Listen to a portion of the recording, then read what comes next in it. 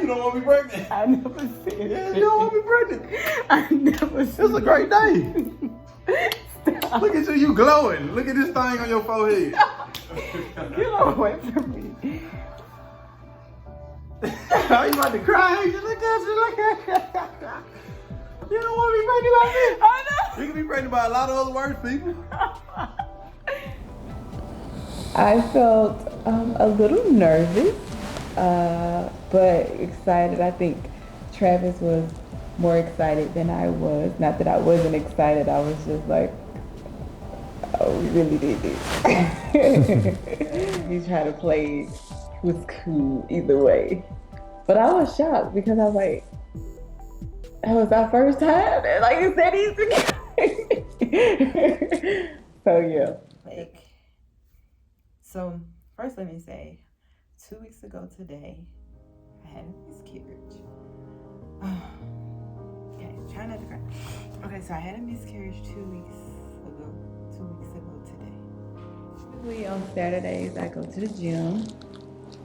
So that Saturday I got up, got ready, went to the gym, had a really good workout. Felt like really good. Like, oh wow, I feel so good after this workout. It's making me feel more confident, like, okay, I can, be active while pregnant and make sure I, keep my figure a little bit. And then after it, I went and got my nails done and came home.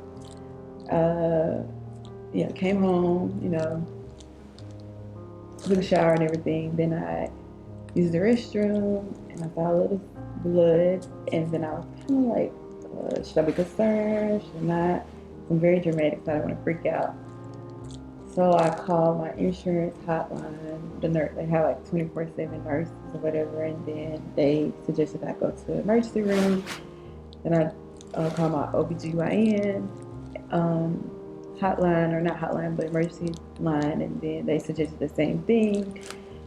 But then when I asked, like one of my friends that had like been through pregnancy a lot, she was like, it's kind of normal sometimes, so maybe you just worked out too hard. So I was like, okay, well, I'm just take it easy the rest of the day.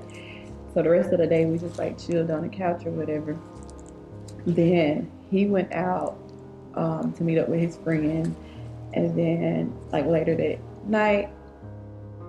So once he left, I went up and went to the restroom again, and then that's when I kind of like knew it was more serious than I thought it was. I called him and I think I was like, I don't know what's going on. I think I'm miscarrying. I don't know what to do.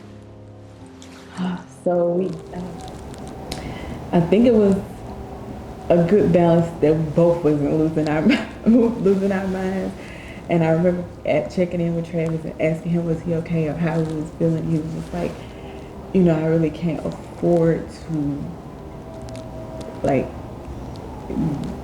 not move past, because I have to be strong for you. So I have to make sure that I'm good, so you're good, so we're good, or whatever. So, which I ain't want you not to have your feelings without, but this is him. But his thing is always trying to make sure I'm good, and I just really wasn't good. I mean, I'm good, better now, but I wasn't good for a lot of months. So having somebody that was grounded while I felt like I was just spiraling, kind of like evened us out, or kind of gave me something to go back to that was normal when I wasn't normal. I feel like, yeah. I said the other day to my husband, I was like, man, I feel like I'm on a lot of hills right now. And this huge, and it's driving me fucking nuts. I feel like life goal is going on. Everyone but me, because I'm stuck with these emotions and feelings.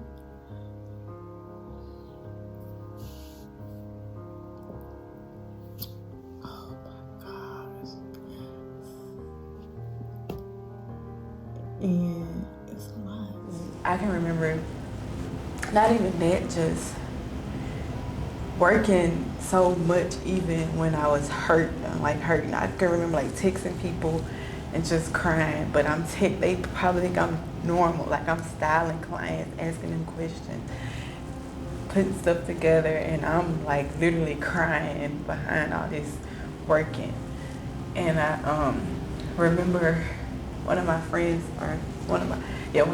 was like, "You're so strong. Like I wouldn't even know that you had a miscarriage. You kept working. You was putting out content. You was doing your collections."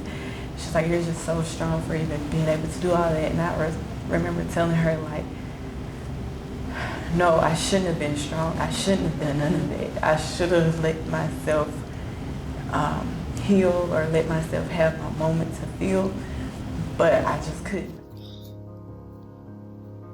Know that if you're on this trying to conceive journey, and you're like at a point like, I'm ready to have a child, and be like, oh, it's easy peasy. Get pregnant, have a baby. I never in a million years thought that I would have miscarriages. I don't know people in my family that has had miscarriages. I'm not gonna say no one in my family. I want to say no one in my family has miscarriages, but no one in my family that I know of has miscarriages. I've had a miscarriage, and I'm pretty sure that some have. So, but I don't know. Everybody was tagging me about being pregnant. People would just DM me about having dreams of me being pregnant, or just randomly asking me if I'm pregnant, or just everything was about me being pregnant. And I wanted to say, I remember telling my friend, I just really wanted to tell these people, I'm not pregnant, my baby died. I'm not pregnant, my baby died, because it was very triggering, and it was just reopening that wound I was trying to close or heal.